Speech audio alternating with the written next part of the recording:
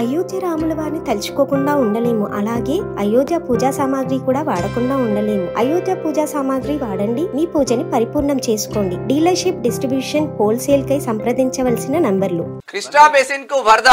కర్ణాటకలోని ఆల్మట్టిలోకి రోజు 8 టీఎంసీల ఫ్లో, మరో 48 టీఎంసీల నీళ్లు అవసరం. వారంలో నిండే ఛాన్స్. ఆగస్టు 2వ వారం నాటికి మన ప్రాజెక్టులకు జలకళ.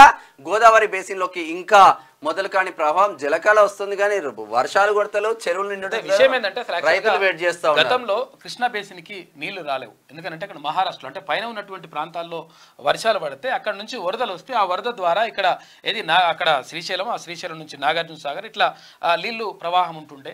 దాంతో రైతులకు మంచి జరుగుతుండే. కాకపోతే ఏంటంటే గతంలో చాలా ఎకరాల్లో, కొన్ని వేల ఎకరాల్లో క్రాప్ హాలిడే ప్రకటించారు రైతులు. కారణం ఏంటి అంటే నీళ్లు రాకపోతే ఏమవుతుంది, అక్కడ ప్రాజెక్టులలో నీళ్ళు లేని కారణంగా వాళ్ళు పంటలు వేసుకుంటే ఎండిపోతాయి కాబట్టి క్రాప్ హాలిడే ప్రకటించారు.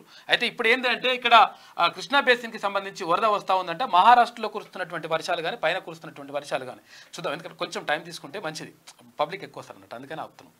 అయితే ఇట్లా కురుస్తున్నటువంటి వర్షాలకు సంబంధించి అక్కడ వస్తూ ఉన్నాయి కాబట్టి ఆ వర్షాల ద్వారా వచ్చినటువంటి వరదలతోటి ఎక్కువ ప్రవాహం రావడం ద్వారా ఈసారి కొంతవరకు ఇప్పుడు ఆల్మట్టి అవన్నీ కూడా నిండుతా ఉన్నాయంట.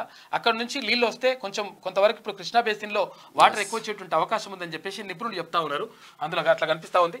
ఇక వర్షాలు లేక అల్లాడుతున్న రైతులకు ఊరట కలిగించేలా ఎగువన వరదలు పెరుగుతున్నాయి.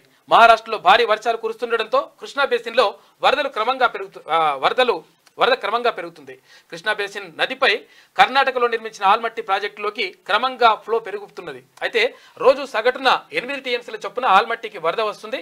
మంగళవారం ఉదయం నుంచి బుధవారం ఉదయం వరకు ఆల్మట్టిలోకి దాదాపు 12 టీఎంసీల వరద వచ్చి చేరింది.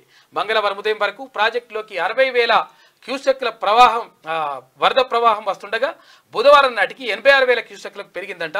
ఒకవేళ అక్కడ ఆల్మట్టి నిండిన తర్వాత ఆటోమేటిక్గా వాళ్ళు వదిలేయాల్సిందే. తర్వాత నీళ్ళు వచ్చేస్తే కొంతవరకు ఈసారి కృష్ణా బేసిన్కి నీళ్లు మాత్రం ఎక్కువ వచ్చే అవకాశం ఉందంట.